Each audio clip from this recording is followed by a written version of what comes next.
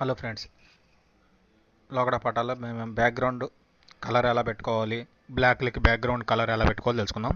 ఈరోజు బ్యాక్గ్రౌండ్ ఇమేజ్లు ఎలా పెట్టుకోవటం, అలాగే బ్లాక్లకు కూడా ఇమేజ్లు ఎలా పెట్టుకుని తెలుసుకుందాము. బాడీ ట్యాగ్లోకి వెళ్దాము. బాడీ ట్యాగ్లో కమాండ్ టైప్ చేద్దాం.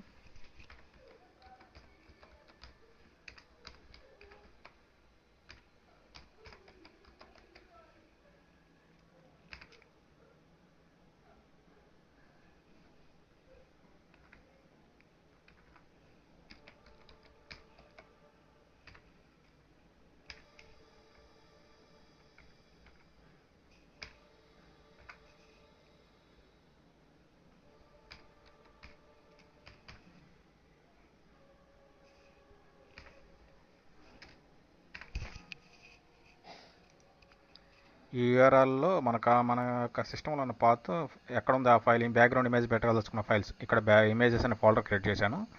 ఈ ఇమేజ్ ఫోల్డర్లో మనం ఫ్లవర్స్ అనేది ఇది పెడదాము. ఈ ఫ్లవర్స్ అనేది చూస్తున్నారు కదా, ఫ్లవర్స్ అనే ఇమేజ్ని పెట్టదలుచుకున్నాను. ఈ పాత్ కాపీ చేసుకుని వేసుకుంటే సరిపోద్ది.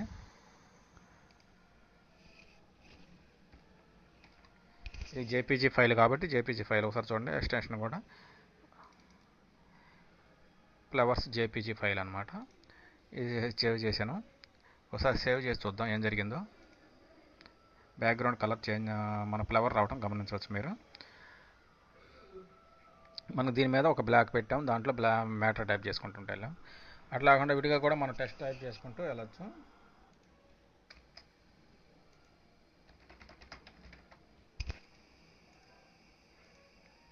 చూడండి, ఇక్కడ మనకి బ్యాక్గ్రౌండ్లోనే లెటర్స్ కూడా వచ్చేసినాయి.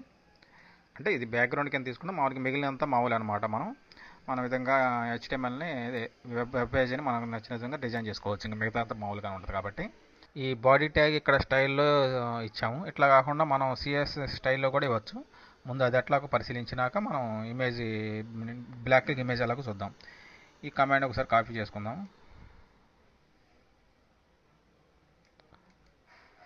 కట్ చేసేస్తున్నాను. ఈ స్టైల్ కూడా తీసేస్తున్నాను. సిఎస్ స్టైల్ ఎలా ఇవ్వాలో చూద్దాం.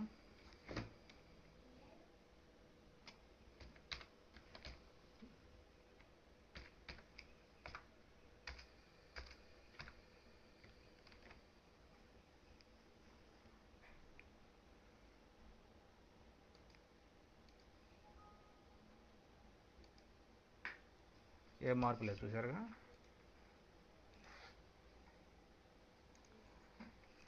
ఇది బ్యాక్గ్రౌండ్ ఇమేజ్ పెట్టుకోవటం. అట్లాగే బ్లాక్లో ఇమేజ్ ఎలా పెట్టుకోవాలో ఒకసారి పరిశీలిద్దాం. ఇక్కడ బ్లాక్లో కలర్ ఉంది కదా, ఈ కలర్ అనేది ఈ బ్లాక్ డివి బ్లాక్ యొక్క ఐడి అనమాట. ఈ ఐడిది సిఎస్ స్టైల్ ఇద్దాము.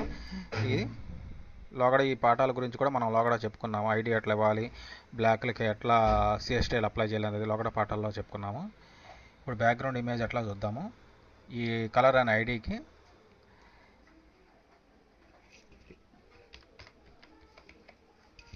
ఇమేజ్ అని తీసి ఇమేజ్ పాత్ ఇక్కడ ఇవ్వచ్చు అనమాట. మనం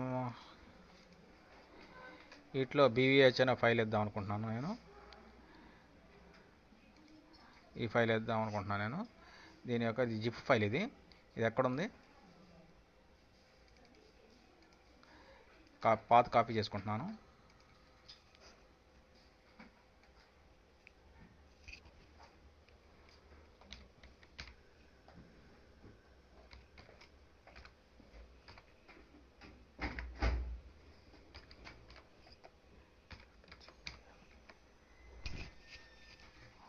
ఒకసారి సేవ్ చేసి చూద్దాం.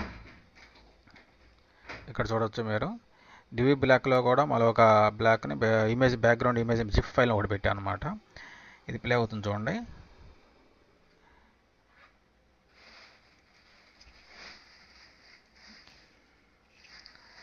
దీని యొక్క సైజుని పెంచుదాం.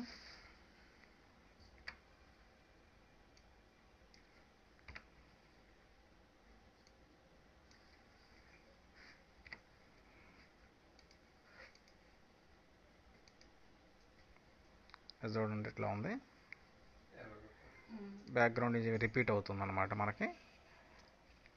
దీన్ని మూవ్ చేద్దాం.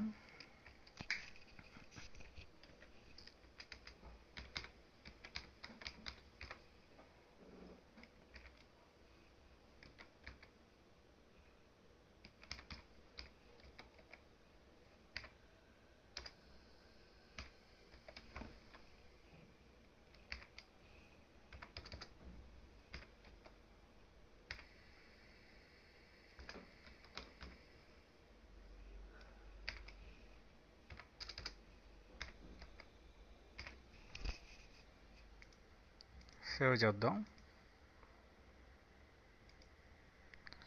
చూడండి మనకి మూవ్ అయింది. టాప్ హైట్ తగ్గిద్దాం, లెఫ్ట్ సైడ్ కూడా తగ్గిద్దాం.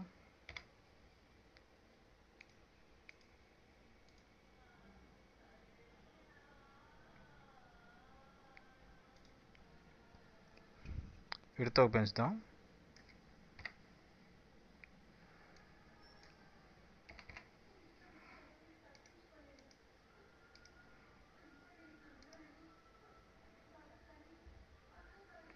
ఇట్లా మనం బ్యాక్గ్రౌండ్ ఇమేజ్ని కూడా పెట్టుకోవచ్చు. మన సరిపడే ఇమేజ్ ఒకే సైజు మనకు 900 పిక్సెల్ పెడితే ఒకే ఇమేజ్ వస్తుంది. లేని పక్షంలో తక్కువ సైజు పెడితే ఇలా రిపీట్ అవుతుంటుంది అనమాట. మనకి ఈ రిపీట్ కమాండ్లో కూడా రకాలు ఉన్నాయి, అవి ఏందో చూద్దాం ఒకసారి.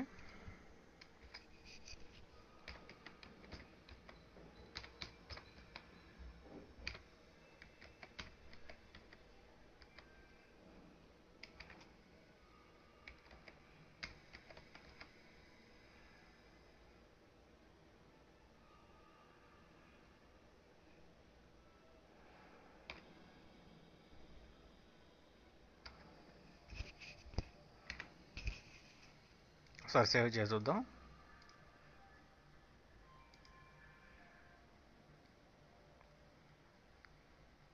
వర్టికల్ ఆప్షన్ పెడతాం వల్ల వర్టికల్ మాత్రమే వచ్చేసింది అనమాట.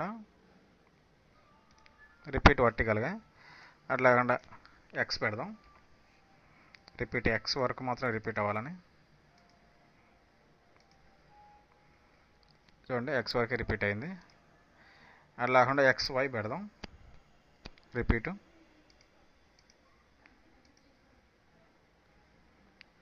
ఎక్స్ వై డైరెక్షన్లో రిపీట్ అవుతుంది. ఇట్లా మనకు కావాల్సిన కమాండ్ కూడా మనం ఇమేజ్ ఎలా రిపీట్ చేసుకోవాలో కూడా చేసుకోవచ్చు అనమాట. ఇప్పుడు బ్యాక్గ్రౌండ్ ఇమేజ్ పెట్టుకోవటం ఎట్లా చూసుకున్నాము. ఫ్లవర్స్ పెట్టాము, దాని మీద మనం ఎక్స్ట్రా బ్లాక్ ఒక డివి బ్లాక్ పెట్టి దానికి ఒక జిప్ ఫైల్ని యాడ్ చేసాం. చాలా సైట్లు చూసుంటారు మీరు. ఈ సైట్ని పరిశీలించండి. బ్యాక్గ్రౌండ్ ఒక బుక్ సెల్ఫ్ ఒక ఇమేజ్ని పెట్టాము, దాని మీద మళ్ళీ అంటే బ్యాక్గ్రౌండ్ ఇమేజ్ పెట్టుకొని దానికి మళ్ళీ ఒక బ్లాక్ పెట్టుకొని దానికి ఈ విధంగా మనం డిజైన్ చేసుకుందాం.